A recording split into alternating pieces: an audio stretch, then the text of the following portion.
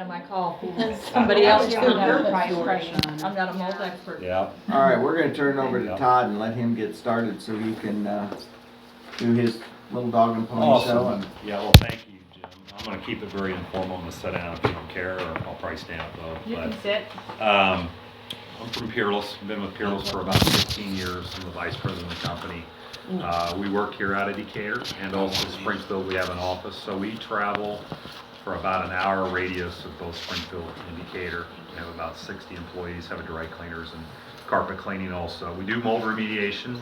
I teach a lot of CEC classes for mold, fire, water damage, ethics, primarily to the insurance agencies and property managers. But something we got into a while back was crawl space encapsulating. And we found more and more of a need for crawl space encapsulating. Well, the reason why I'm here today is to help you folks sell homes.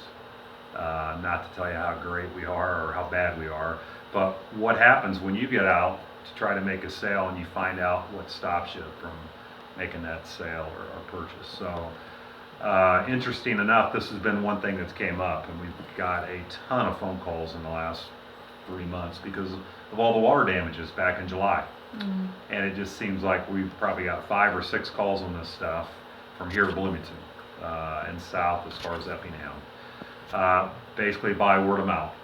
So I wanted to talk about some of the issues that you guys are having today, how we can address those on the front end, what you may tell your client, what you need to know about crawl space encapsulation, what works, what doesn't work, and then I really want to hear about what problems you guys are having. Maybe we can help partner with you guys to help solve those.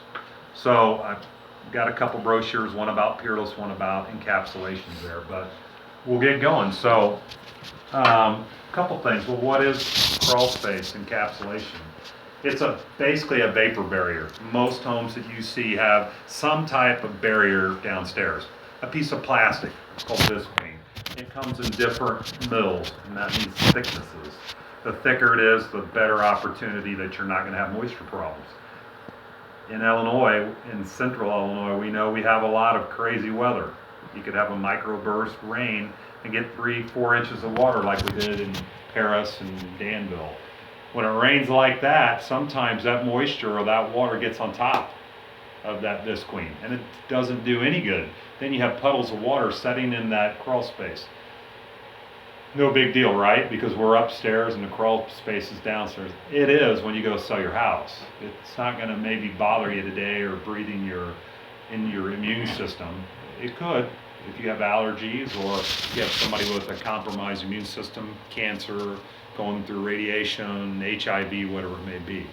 So those are things that come up when home inspectors look in there. Oh, there's water setting in here, and they write it up. Got to be a problem. There's not a sump pump. The vents aren't open. Well, who knows when you should close the vents or when you should open them? You may as an expert, but most 99% of your homeowners have no clue. Hence, yeah, me too sometimes. Hence the fact that you have mold growth in a crawl space and people are scared to death of mold. We all have mold, whether it's in your house, whether it's in your crawl space, whether it's on your dog. When it walks outside to use the bathroom and brings it back in, it's bringing mold spores in. Or right now, fantabulous time to open your windows and get some fresh air in. You're pulling a ton of mold spores in your house. May not affect you, but it affects my youngest son who has allergies. He's got full of mold. So Especially if you run your whole house fan. oh yeah, Bring it you're bringing it all in with the corn dust and all that. So it's going to also reduce some moisture and it's going to improve the environment in your home. And it's also going to condition your crawl space. 67, 68 degrees all year round once you do this. So that's a little bit about it. Let me show you what it looks like. So typical crawl space on the left side, you may have dirt, you may have rock, doesn't really matter, but it's exposed. And it's exposed to the elements. You may have a block wall. If it's a crawl, you may have a poured wall. On the right, kind of what it looks like when we're done. We completely wrap the walls, the floors, the pillars, HEPA vacuum everything down there, and you literally can send your kids or your husband down there and enjoy the rest of the weekend. That's how nice it is once we're done. You can lay on it. Notice he said your husband, Yeah. not Yeah. wife. I know who to cater to here, Jim, okay? I get it. He gets himself in trouble occasionally. I know Jim, he's Doing just it all like by me, myself. so. But it does, it creates a great environment down there. So let's talk about what that environment looks like and what it is. Some of the problems you have in a crawl space, it's a little redundant, but you could have standing water.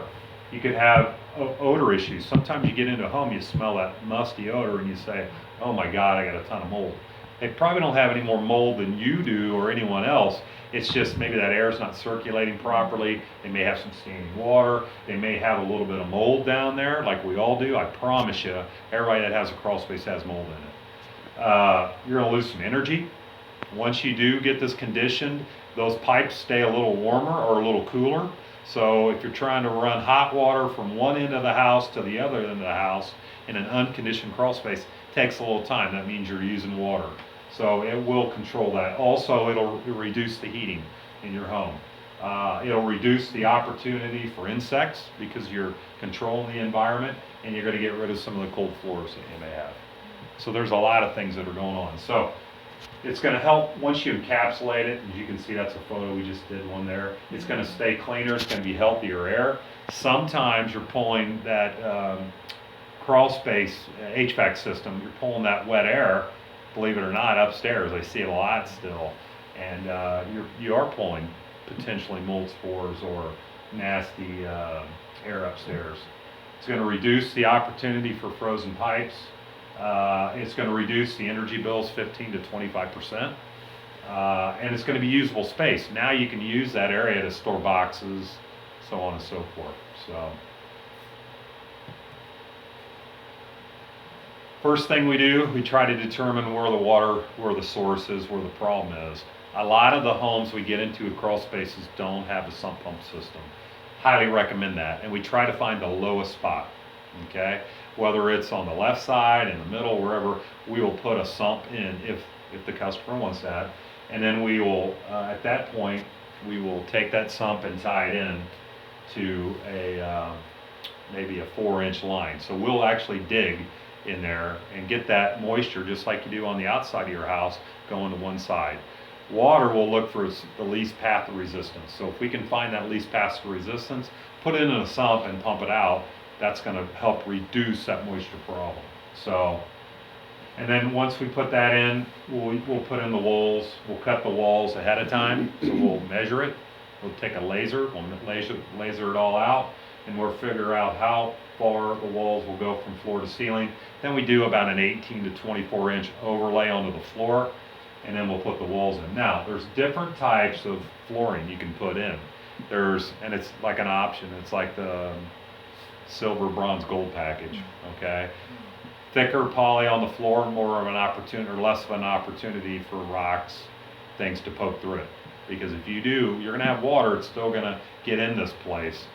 Hopefully the sump pump will take care of it, but you're still gonna have moisture. The last thing you want it to do is poke it through. So the thicker the liner, the better opportunity there is. It's mold resistant, so that's a good thing. And of course, American made, people like to hear that today. So once we get it laid down, we use a different type of tape, and you can hardly even cut this tape, let alone pull it apart. It's pretty pricey. It's about $7, $8 a roll. But what we try to do is hit the seams just like you would laying carpet down, or like you're laying padding down. We get the edges, the seams. What we'll do on the vents, we got it figured out for your clients. We just shut them now all year round. So what we'll do, we'll cut insulation board around it, and we'll go right over them. So no longer do you have to worry about, do I open them, do I close them, do I never open them, do I never close them. We're going to reduce the opportunity for mold growth and moisture issues by keeping it in an enclosed environment. Now, there's more that goes to that, and I'll explain it. But the outside vents, okay, closed cell spray insulation around the box headers. That's important because we don't want those moisture problems. I built a house 20 years ago, and I've got a full basement, and I just happened to be doing some remodeling downstairs. I started pulling out the insulation around the headers, which is right by the joist. There's a temperature change there. From the outside coming in, if my basement is always 68 degrees and it's 90 degrees outside, you're probably going to get some condensation. I pulled that out and I've got mold growing around the entire perimeter of my house. This will reduce that. So we're seeing more and more people build houses without insulation around the box header. Conditioning the air is the next step we talked about. So we're going to control the environment and the moisture. We're going to install a dehumidifier down there. That's an option. We can do that as well. We'll monitor those. So there'll be a humidistat attached. It'll be wireless. It'll be upstairs for your client. So they can not only look at, is there an alarm on the sump pump? Yeah, that comes with it. Also, there's a humidistat that tells them what the humidity is down there in case there's a problem. Again, providing your home with cleaner air, very important. Well, who do you market it to? The home seller. If you have mold, moisture, or standing water issues in the crawl space, this is a viable answer to what's going on there. For the home buyer, to prevent future crawl space issues with your soon-to-be new home. Install a drainage system, sump pump. We'll tile around the perimeter. We'll encapsulate it. What we're seeing is a lot of times they're splitting that cost, the seller and the buyer, and it's a really good deal for people that care about their home but also are having a hard time getting rid of their home. So that's what we do. So I'm open to any questions that you guys have about it and how it works. What's a typical, say, 1,800 square foot house run Yeah. to do? So let me tell you how that works. It depends on how high the blocks are. There's been some we've had to crawl like this, and if you can imagine, that's more labor, more intense. Okay, depending on what your customer picks out, do they go with the thinner grade? Do they just want to do the thinner grade poly on the floor, or the 20 mil poly, which is thick? Depends if they want to if they've already got a sump pump in, or if we have to dig tile. If we had to do the full Monty and did the best of the best, anywhere from 8,000 to 10,000 to put everything in at the top shelf, humidistat, sensors on the sump pumps, everything. But we've done some where they just want us to do the floor, or we've done some that they said, I don't want to do the 20 mil, I'd rather do the 10 mil. So that could be more like $3,000 yeah, with the base package? Yep, depending on size. And I talk about how the difficult measure of, do we got to dig and we're going to be on our bellies for 4 days? Right. At that deep, that could be a problem. Because sometimes they're not really even a crawl space as much as they're a...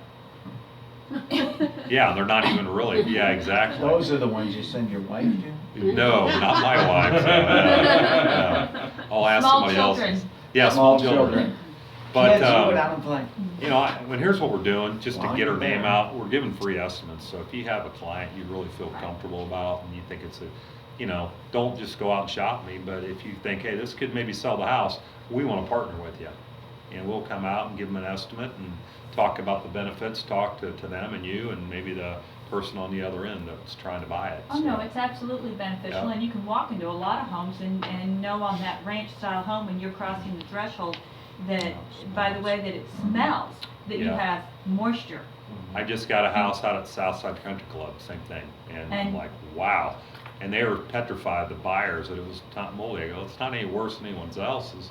You're just pulling that air out of the crawl. Circulation. And circulating, and it does smell bad, so. Some of the things that I've seen in the past is not only the Visc Clean barrier, where you're saying you close up the vents completely.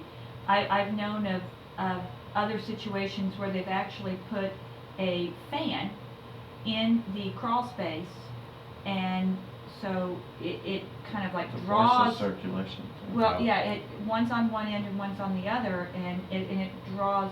It does the reverse where it pulls it through. Right. So you leave one vent open on one end, and then you put the little fan in the boxy thing, and then it sucks it through. Kind of like a under the house